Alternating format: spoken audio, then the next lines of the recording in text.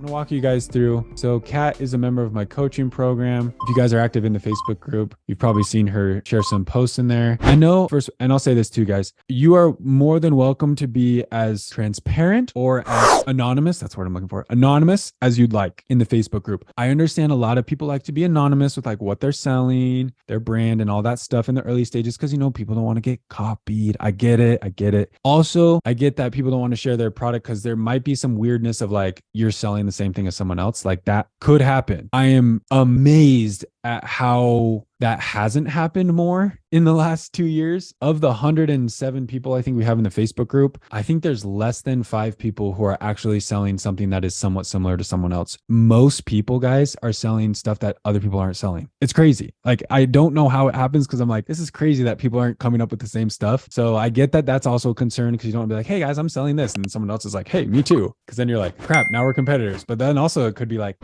maybe we should partner. That's an idea too. But anyways, you can be in as anonymous or as open as you'd like. Kat has been, she's pretty open in the Facebook group about her business, about her products, which is cool. I think that's helpful for people. That's why I like to be open about my business and products. I think it helps to see what other people are doing and how they're doing it to find success or what they're learning. So Kat let me access her advertising account to kind of walk through her account on screen with you guys to give some recommendations, what I would change, optimization and things, looking at a newer-ish account. So let me share screen here. And I'm also going to pull out chat box so I can see it here in case anyone does have any questions while we're here. Okay, so here we are looking at this advertising account, newer-ish product. So I honestly have poked through this a little bit, but I wanted to not poke too much around because I wanted you guys to get a sense of like, this is me looking at this for almost the first time. Again, I've looked at it for about 5 minutes, but if I was opening this for the first time, this is kind of how I'm going about assessing this advertising account and kind of what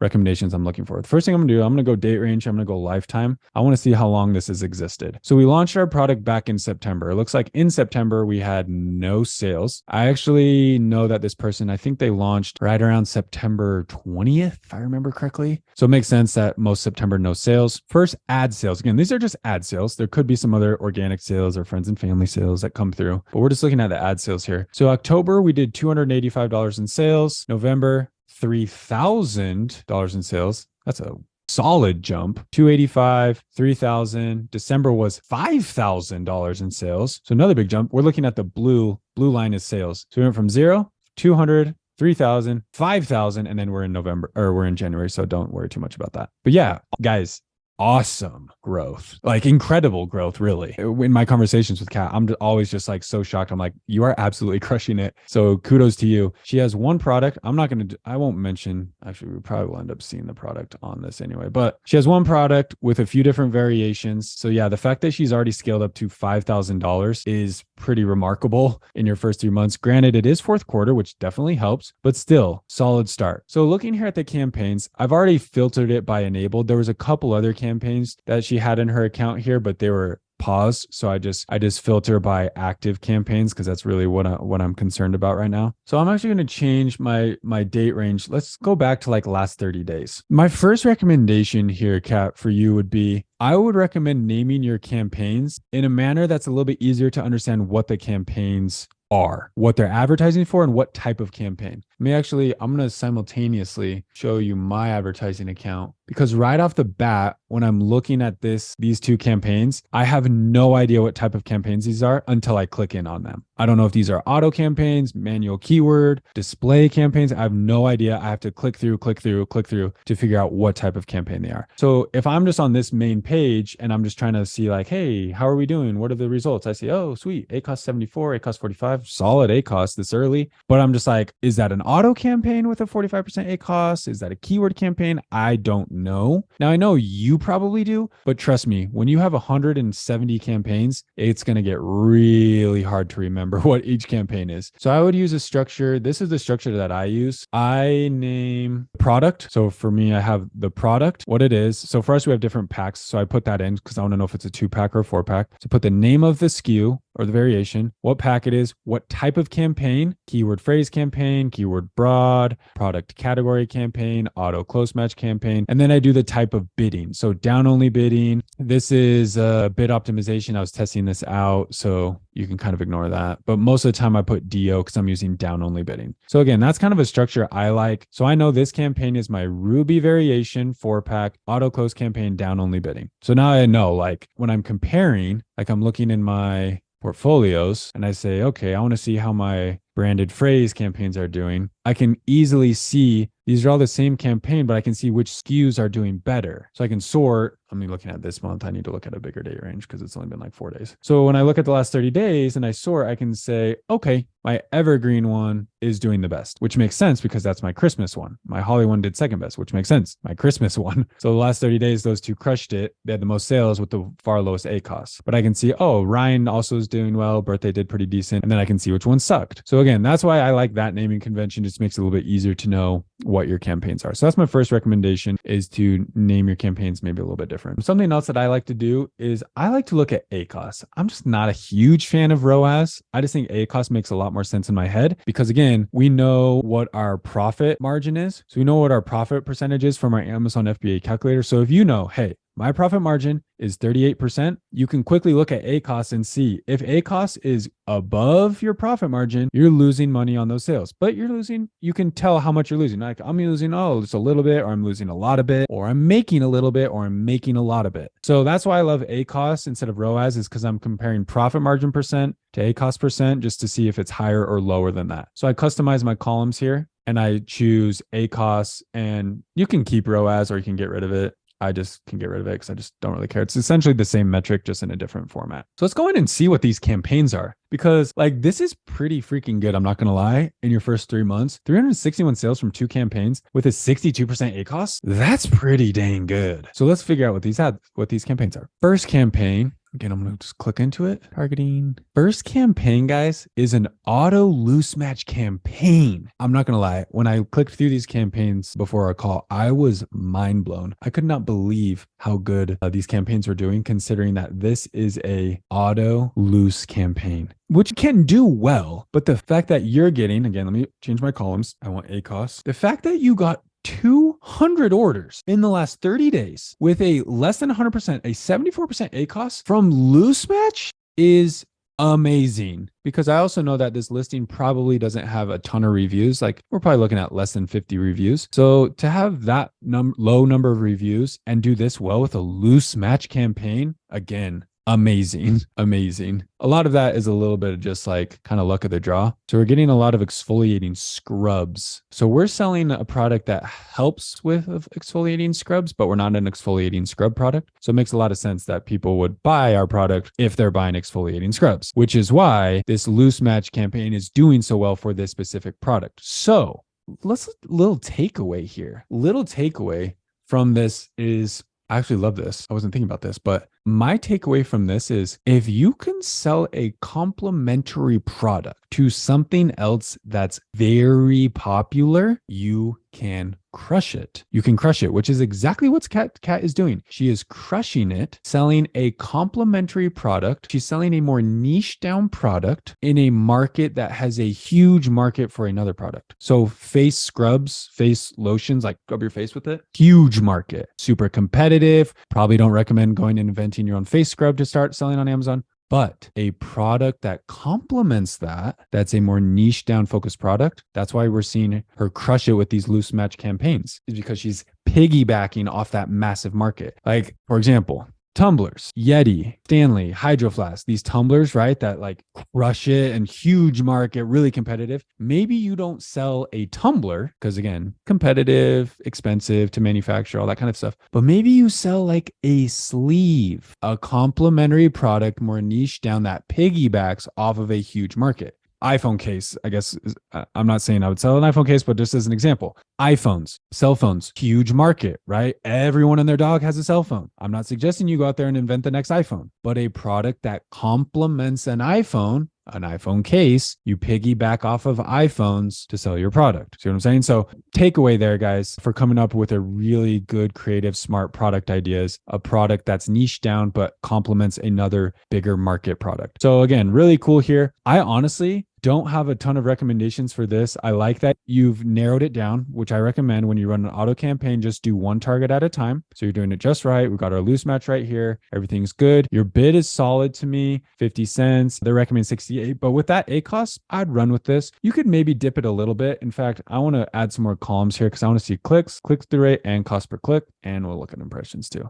Click-through rate, 0.47. That's great. Anything above 0.3 is good. Anything above 0.5 is outstanding. So that's really good. Click-through rate. People are liking your ads. They're seeing it. They're clicking it. Cost per click is $1.07. Here's a big, okay, this is telling me a lot of information. If I see a cost per click of $1.07, but my bid's only 50 cents, that tells me that your bidding might be up and down bidding. So let me go into the campaign. We go into the campaign settings. Sure enough, up and down bidding, which is fine. Just understand you're going to spend more money and it's going to potentially have a higher ACoS. So it's going to cost you. You might lose a little bit more money.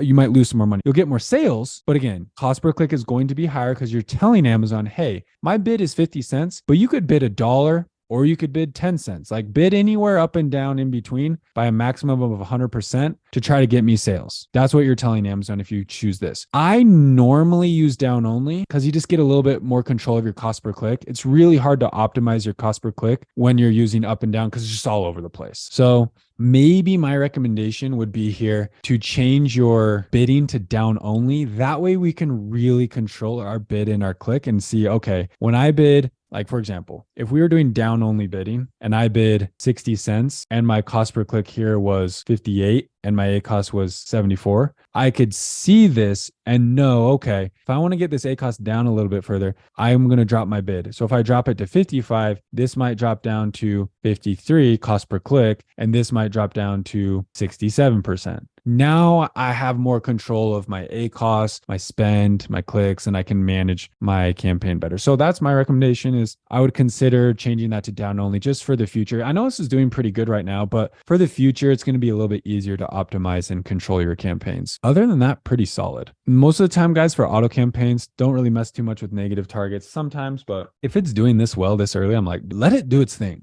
Honestly, let me go to this other campaign, see what this one is. Go to targeting. This is a auto substitute. So again, very similar to loose match. We don't even have a close match campaign running, guys. The only two campaigns that are running on this account is a auto loose and an auto substitute. And again, the fact that we've gotten 300 and something sales in the last 30 days off of a loose match and a substitute, insane. Imagine when we run keyword campaigns, a close match campaign, some product campaign, some category, some display. This could blow up. Like, I hope you have inventory, Cat, because this could get crazy. But check these numbers. Auto substitute, 45% ACoS. We're already creeping on down there, which is amazing. 146 orders out of 45% ACoS this early. Insane. Nice solid click-through rate at 0.4. Cost per click again, 0.74. Our bid's 40. So again, that tells me we're doing up and down bidding. So I might just raise my bid. Like since our cost per click at 74 and our ACoS is that, I'd probably just go ahead. I'm not going to do this, but I would probably put that at 74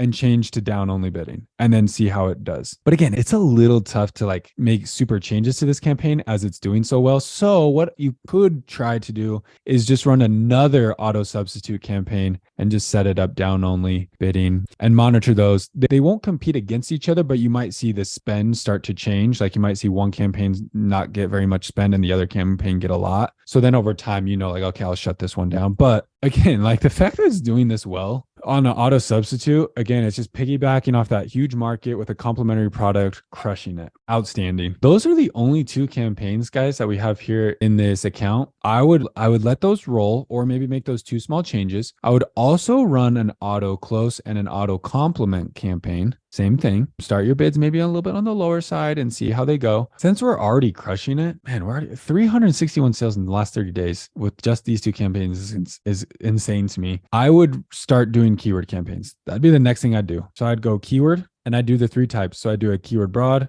I'd set a keyword phrase, and I'd set up a keyword exact. I'd set up those three next. I'd do like maybe 1 to 3 keywords of your top core keywords. Same thing with phrase, but you could maybe push it from like 2 to 5 keywords. And then same thing with exact, like 2 to 5. I would not go more than 5 keywords in any campaign, especially broad. I'd just do maybe 1 or 2 of your top keywords. Like I said, 3, 4 exact, and roll from there. Now, if you're wanting to know which keywords to start with, great thing you can do, come right in here to your auto campaigns that you have already gathered some data, and we'll go straight to our search term report and we'll find some keywords. I'm going to change this to the biggest time range I can because I want to gather as much data as possible. And I want to see what's getting me sales, see if there's any keywords. Here we go. Exfoliating glove. Boom. That's one of the keywords I'd do. I would do that one, and I would do that one. And then you could do some of these in like your exact match, but like for my broad, I'd probably do those 3. I'd do those 3 for phrase. Then maybe I'd sprinkle in a couple of these other ones for my exact and do like maybe 3 or 5. But that's it. I'd start there. And then I would start running some other maybe campaigns, testing some of these other keywords that are getting you sales profitably. Bath mitts adult, maybe try that one. These ones that get really low clicks and impressions, you might find that those campaigns don't do a whole lot for you, but long term, it's a great option as well. One other thing I failed to mention, I guess, if your keywords are in different keyword families, you might want to break those out. So let's say, for example, glove and mitt, since they're kind of like 2 different ways to say the same thing, but I would maybe consider those a different keyword family. I would say like one campaign, one keyword broad, you do in like this, how I'd set it up. I'd say keyword broad campaign, exfoliating glove, new campaign, keyword broad campaign, exfoliating mitt. 2 different campaigns. They're 2 different keyword families. One is glove, one is mitt, and see which one performs better. Maybe people use the word mitt more than glove. Maybe glove converts better for you. And then what do, guys? We take that information, which one performs better, glove or mitt, and we put that in our listing. We do a split test. We split test the titles, exfoliating glove, exfoliating mitt, split test, boom, which one wins? Guys, this is how we optimize. This is how we improve our listing. This is how we make those minor adjustments that long-term are going to have a massive impact. We'll call it good for that. I know we went a little bit over time. I apologize. Shout out, Kat, for letting us access your advertising account. If anyone else, you want to do something like this, I'm totally down to just hit me up. Also, I totally understand that not everyone is going to have crazy results like this. So don't feel bad if you're like, holy cow, I wish my advertising account looked like that. Every product's different. Every niche is different. Every ad campaign is different. You just got to test. An auto loose campaign for your product might crush it. For someone else, it might totally suck. So it's really hard for me to say like, yeah, these campaigns crush it because again, it's different for everyone. So my recommendation is test. Now, if you're going to start somewhere, start with those auto campaigns, start with your keyword campaigns, but long-term test. I test every type of campaign. I test display campaigns. I test different targeting, test and see what works for your product, and don't be discouraged. There's no failure here with advertising. There's just learning. So if you run a campaign and it totally sucks, you learned what sucked. Was up and down bidding sucking for me? Was my keyword sucking for me? Do I need to add native keywords? Like you just test and you make tweaks. You again, we can split test, we can make changes, and we see which keywords do better. And then you just adjust. And as over time, you're going to get better and better and better and better and optimize. You keep building those reviews, keep improving your listing, your product, your photos. And over time, guys, I promise you, over time, if you will just persevere and focus on improving and making those optimizations, you're going to be successful. You just have to see it through. You just have to stick it out. The people who fail are the people who quit. That's what you have to remember. The people who fail in business, anything, Amazon, YouTube, being the next TikTok influencer, opening a burger restaurant, the people who fail are the people who quit. That is when you fail, is when you quit. Anything else up to that point is just simply like a learning experience. So keep that in mind, persevere through the challenges. And like a lot of these people, like you can get there. I promise you can get there. All right, guys, preachy call today, but I'm feeling excited for the new year. Go make some goals and just control what you can control. You can control your input. You can't always can control the output, but you can control what you put in. So set some goals on what you're going to put in to your business and let the outputs take care of themselves.